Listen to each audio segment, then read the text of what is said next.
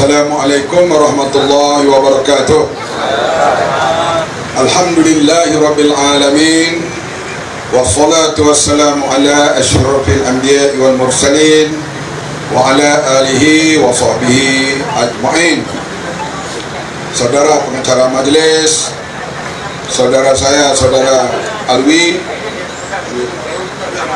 Ahmad, yang berhormat senator kita, Ketua Pemuda Parti Amanah, seluruh pimpinan UMNO dan Barisan Nasional yang ada di sini di semua peringkat, para hadirin, saudara-saudari yang dihormati sekalian.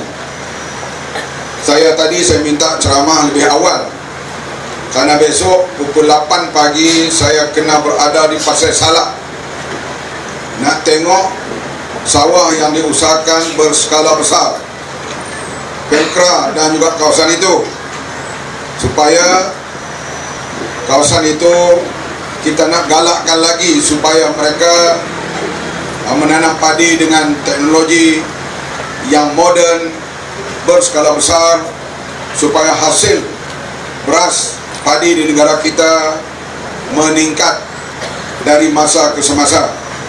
Itulah saya minta awal tadi, tapi oleh karena saudara kita ni dia nak kira protokol, saya tak kira sangat, apalah. Alhamdulillah kita dapat bersama malam ni.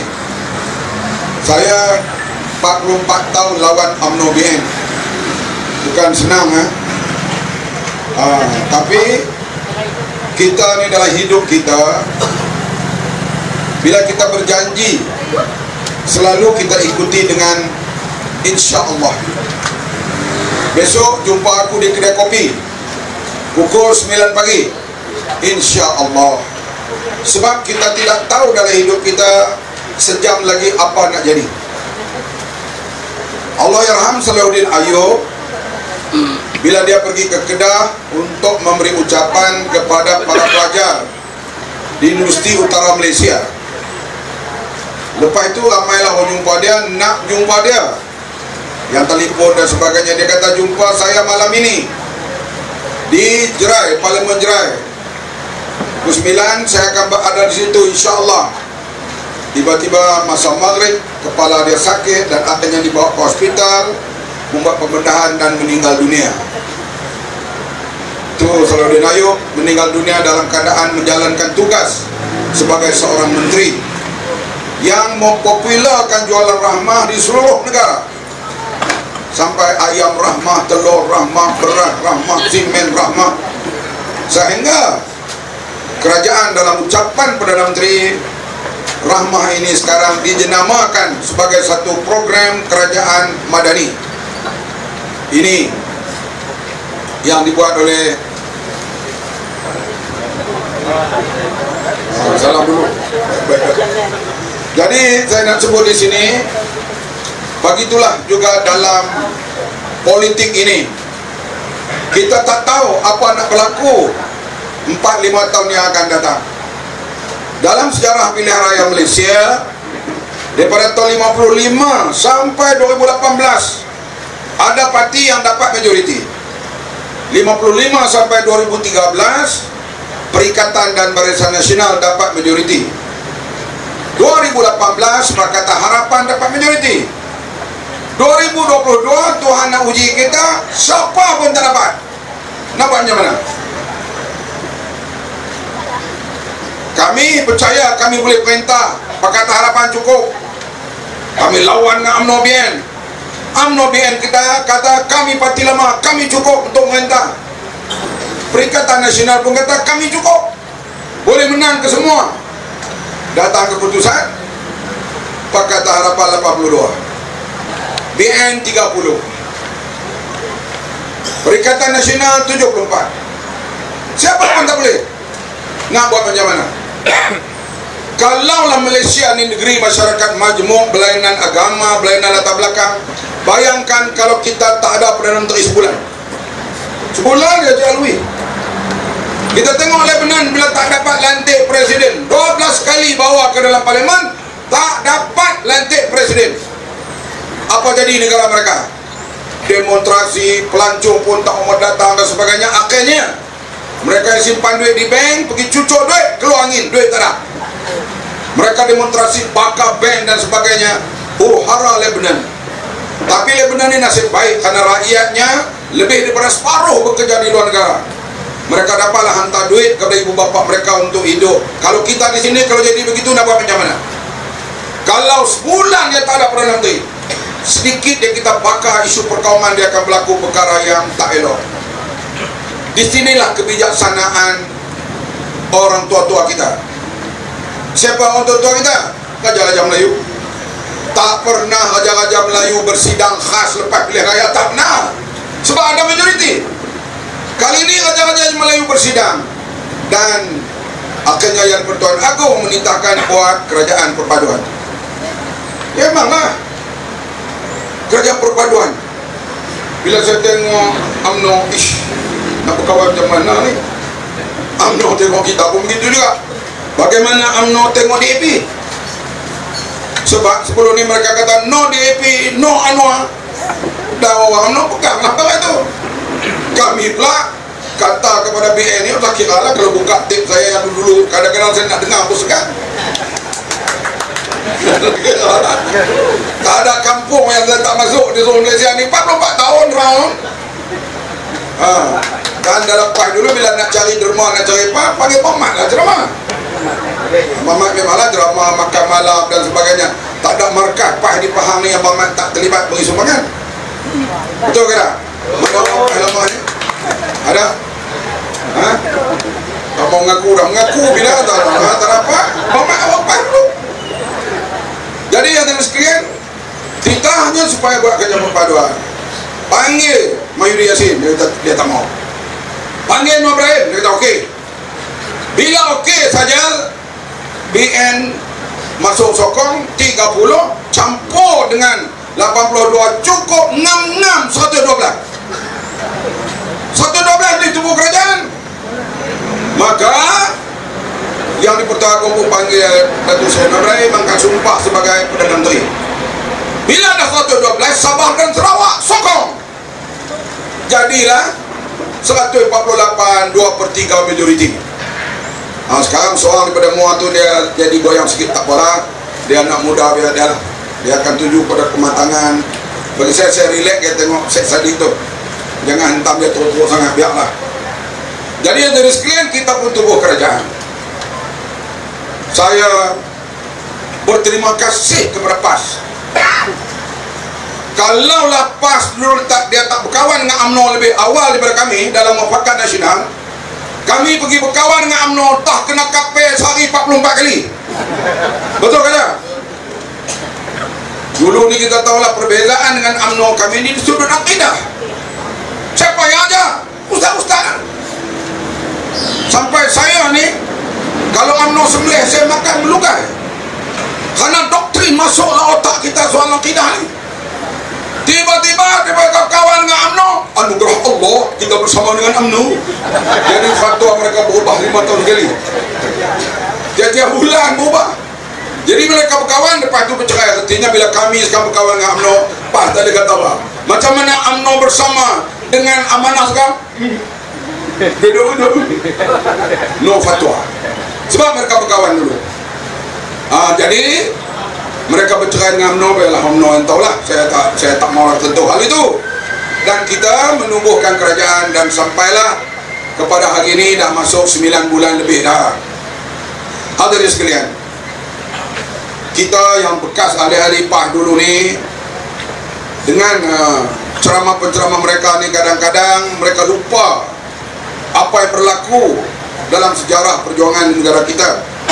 Macam seorang tu yang main daripada Kedah tu, dia tertangkap bila Howard Lee, ahli parlimen DAP, Howard Lee, dia baca ayat Quran terjemah.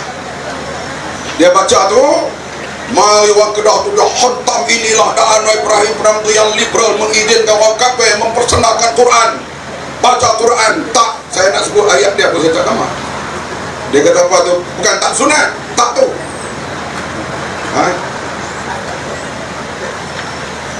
Tu dia kata, saya terlalu lak pun tak mau nak sebut, dia terlalu lah.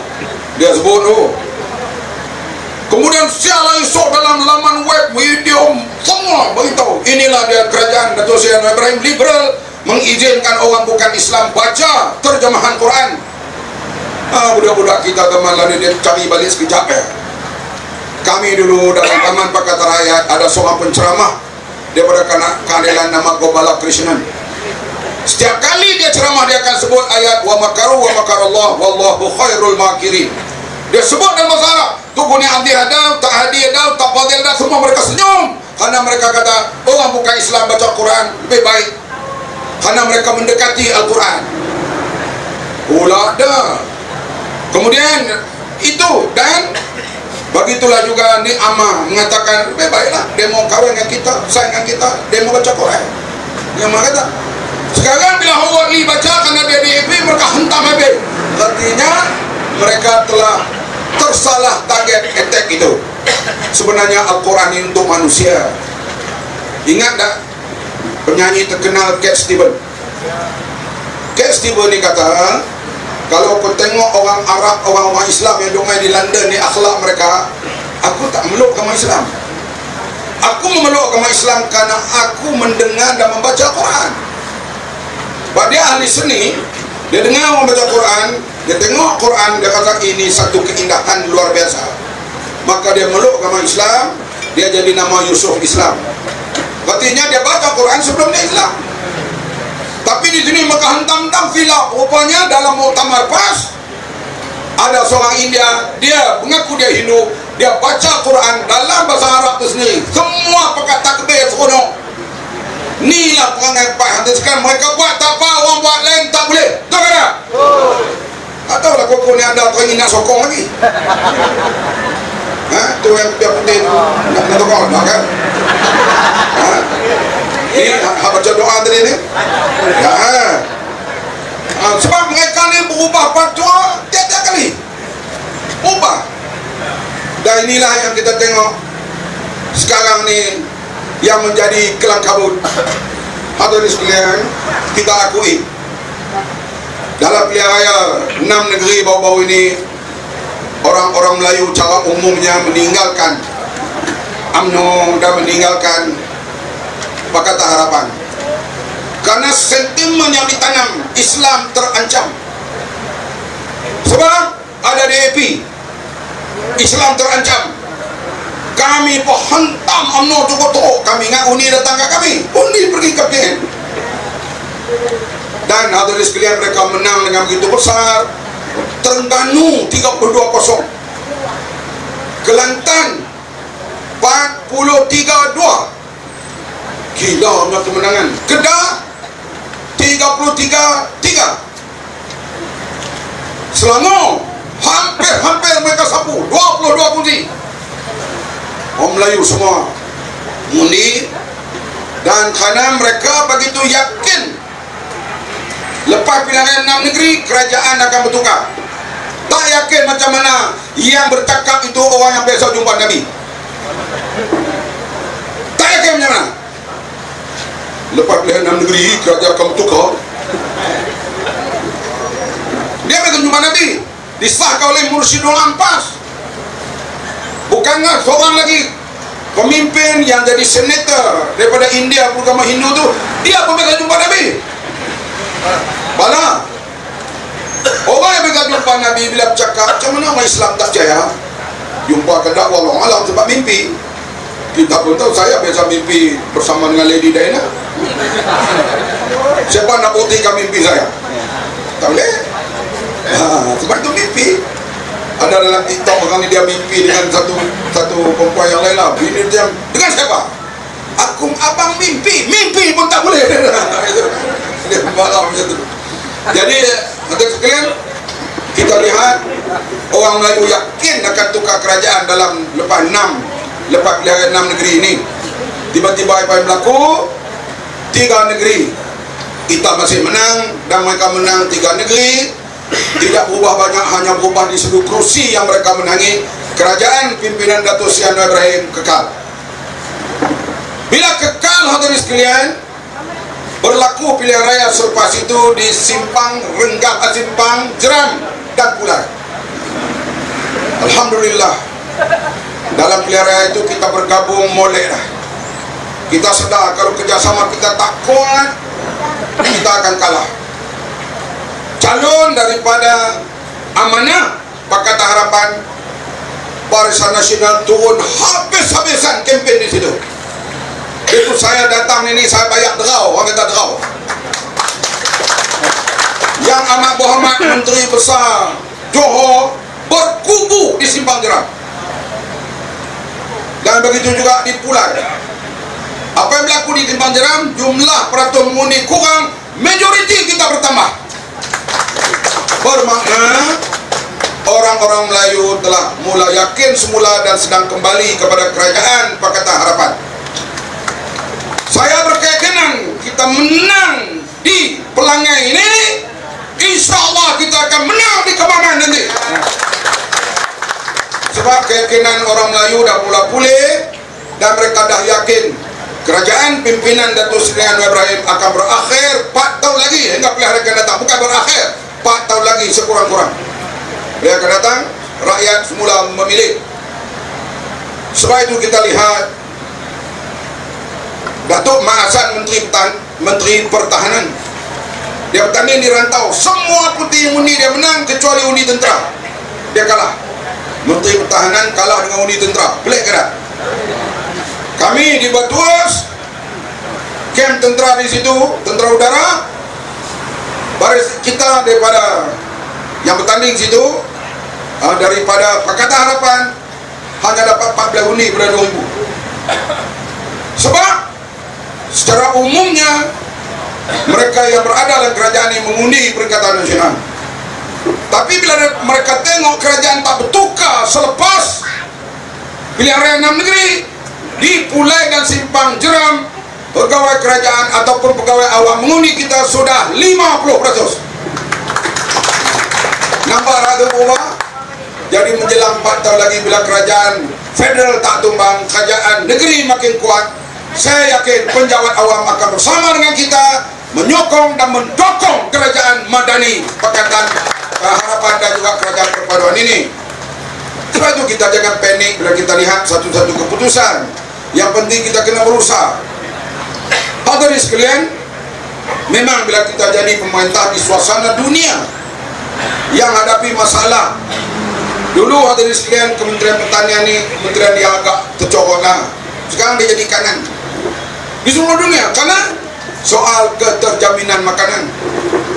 Di Indonesia isu beras ni cukup panjang, berkilo panjang karena nak beli beras yang di sana dipanggil bulog, iaitu beras yang dikontrol oleh kerajaan dengan harga yang lebih murah lah.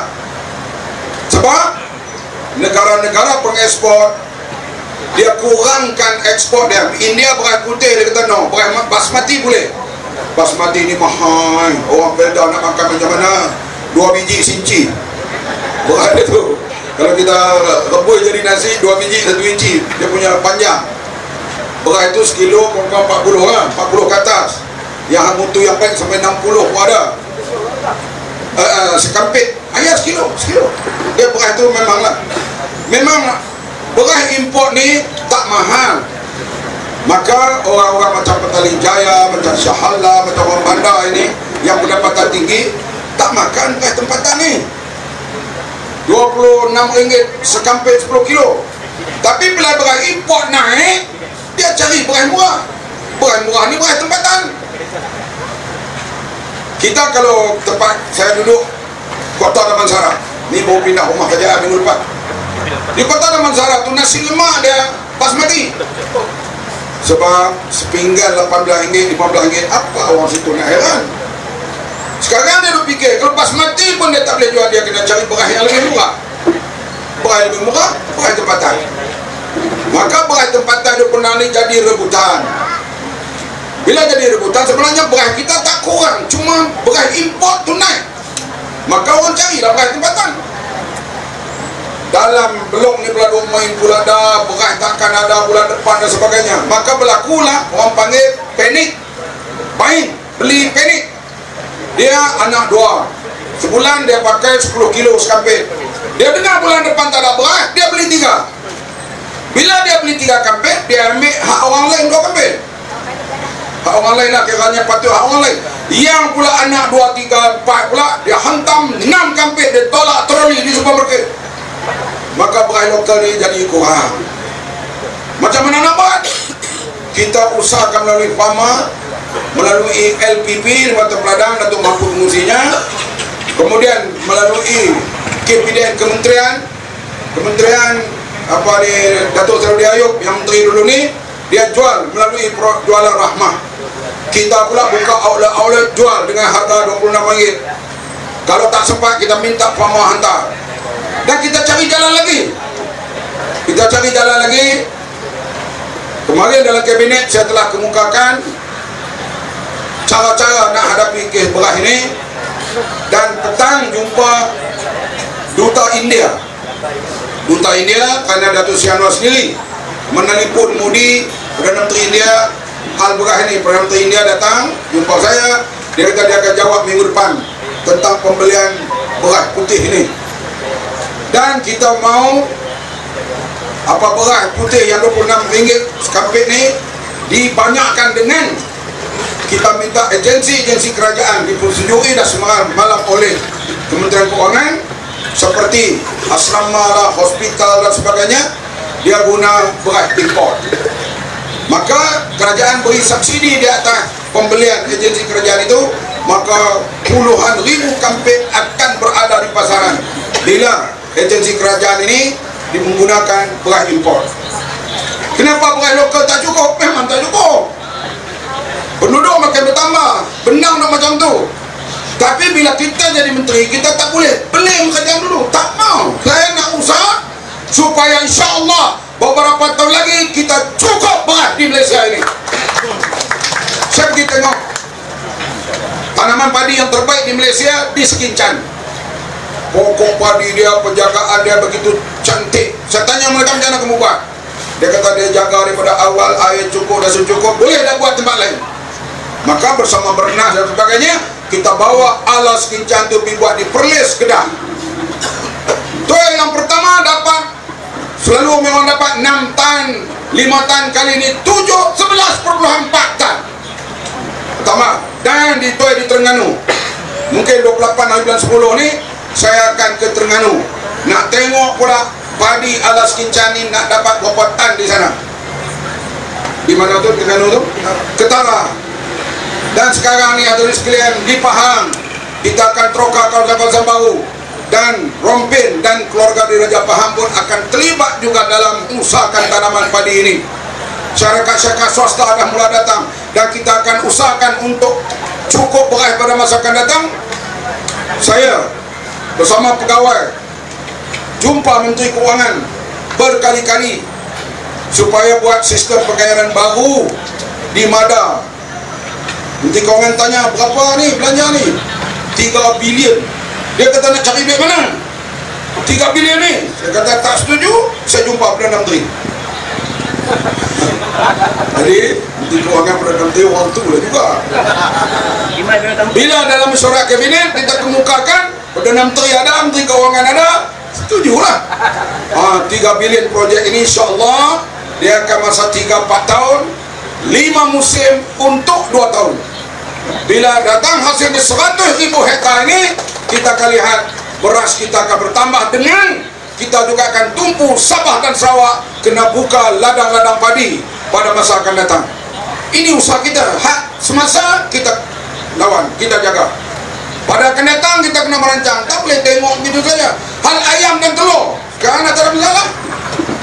Adalah sikit-sikit telur tak cukup sana dan di sini, dan boleh dihantar dengan segera, karena paras harga ayam sekarang ini sudah berada di paras yang normal. Datang isu beras pula. Habis beras itu tak apa pula datang. Sebab ini benda hidupan manusia, dan dia berlaku di mana-mana tempat. Macam di China, di Amerika, negara mereka besar. Orang yang pernah melawat Amerika, China, dia tahulah kalau banjir di Xinjiang, dia tak banjir di Beijing. Dia ribut di Hong Kong, dia tak ribut di Shanghai. Dia luas. Amerika naik banjir atau berlaku di Texas, tidak berlaku di Arizona. Kita ni sekali banjir 4 negeri. habislah kawasan tanaman kita sebab negara kita kecil. Sebab itu jangka panjang kita mesti bersedia untuk tabung padi ini, kita banyakkan di Sabah dan Sarawak, supaya kalau jadi apa-apa di sebelah empat negeri ini, kita ada stok orang kata di Sabah dan di Sarawak. Ini yang kita fikirkan sekarang. Dan Perdana Menteri dia kira apapun untuk kebaikan rakyat dia akan setuju, tapi kena benalah ekonomi, pendapatan yang lebih baik. Tengok bila dia pergi jamban sekolah, sana pecah, sini pecah, jamban pulih pecah. Tonton-tonton baiki jamban saja tanda di seluruh Malaysia sekolah ni 1 bilion, dan semua dah siap sekarang ini. Kenapa? Arahan Perdana Menteri sendiri. Begitu juga hal padi ini, insyaAllah 3-4 tahun lagi siap. Kita boleh buat 5 musim untuk 2 tahun. Maka bertambahlah padi di negara ini. Kalau jadi apa-apa, kita juga mau galakkan di Sabah dan Sarawak jadi pusat atau di tempat pengeluaran padi pada masa yang akan datang. Sebab kita tak boleh bergantung lagi kepada import semata-mata. Ini usaha kita yang kita jalankan dari masa ke masa. Yang penting nak bina ekonomi balik, syaratnya kerajaan mesti stabil. Setuju ke tak? Bayangkan hal itu hadirin sekalian. Saya pergi ke Vietnam, mesyuarat Menteri Pertahanan ASEAN. Balik Malaysia, sampai-sampai tak ada siapa sambut aku. Mana pilih? Rupanya kerjaan dah jatuh. Tun Mahathir dah letak jawatan. Saya pun balik rumah, saya kata kepada pengawal-pengawal tu, ambillah kereta balik semua. Saya pun keluar daripada rumah kerjaan itu. Tak bolehlah keluar hari itu, barang kita banyak. Kemudian dah tukar kerjaan pula, tak lama pula tukar lagi. Danik Mahyudin, dia takut kalau ada unit tak percaya, dia buat darurat. Dia bila darurat, hadirin sekalian, kita tak boleh masuk dan bahas di parlimen. Belanjalah duit IPF macam mana, belanjalah apapun, kita tak boleh bahas, tak boleh tegur. Lepas itu jatuh naik Mai Sabri. Mai Sabri sampailah kepada pilihan raya. Kalau dalam masa 4 tahun 3 Perdana Menteri, masuk Najib 4, siapa nak main melabur di Malaysia? Orang tak tahu ni akan datang apa pula akan berlaku ni. Tapi bila naik kerajaan perpaduan, dia lihat kerajaan ini akan bertahan sehingga 5 tahun, pelabur mula datang. Betul tak? Sebab itu soal perpaduan dan kemenangan ini penting. Jangan ini proyek kecil, kalah pun tak apa, no. Kena menang. Dan saya sebut di dalam kempen di Simpang Jeram dan di Pulai, kalau Barisan Nasional kalah, kalau Pakatan Harapan kalah, BN bertanggungjawab. Kalau pilihan raya di sini BN kalah, Pakatan Harapan bertanggungjawab. Betul tak? Betul. Ketua Muda kena kerja kuat. Pastikan yang mengundi PH itu semuanya akan mengundi BN pada 7 hari bulan nanti. Pergi ketuk rumah kalau kamu tahu rumah. Wanita-wanita kita dah pergi dah sekarang ni. Ketuk rumah yang dulu mengundi Pakatan Harapan dan bagi tahu kali ini jangan cari orang Cina, jangan cari roket. No. Orang kita pula jangan duk cari simbol harapan 3 segi itu. Tak ada. Kali ini daging. Kamu suka tak suka kan kena undi daging. Boleh? Jangan. Ni janji ni dulu calon ni tahun calon apa? Calon pilihan ke-14. Baru ni jadi calon di sini anak dia pula. Calon PH di sini. Kita ada 2000 lebih undi. Kalau 2000 itu semua mengundi Barisan Nasional, insya-Allah kita menang di Pelangai ini. Bukan menang, kita mau menang macam di Simpang Jeram, yaitu majoriti lebih daripada pilihan raya umum. Boleh? Boleh. Tinggallah parti hijau tu. Dia berubah fatwa dia macam-macam. Dia maki Anwar Ibrahim ni sampai tak ada break, orang kata. Bila sebut PM ni, cakap dia bohong. PM bohong. Dia ajak orang suruh kata bohong. Bila panggil mesyuarat di Putrajaya, dia pergi pula. Dia pergi jumpa dengan orang yang pembohong. Tak segan kah kita begitu dalam kita beradab ni? terutama bangsa kita yang nilai budinya tinggi. Sebab itulah kita hadirin sekalian, kita noktahkan gelombang hijau ini. Kita mau kerjaan perpaduan ini terus menang, insyaallah. Kestabilan membawa kemakmuran, kestabilan membawa perkembangan ekonomi. Bila ekonomi baik, rakyatlah yang akan mendapat faedahnya. Itulah dulu ucapan saya. Insyaallah semuanya keluar mengundi, yang boleh mengundi, yang pekerja tolong ketua rumah ajak mereka mengundi calon Dacing Barisan Nasional pada 7 hari bulan nanti pukul 7.30 malam melalui Borang 14. Kita dah tahu, yaitu yang berhormat daripada Barisan Nasional mencapai kemenangan di 2009. Sekian, terima kasih. Wabillahi taufiq. Wassalamualaikum warahmatullahi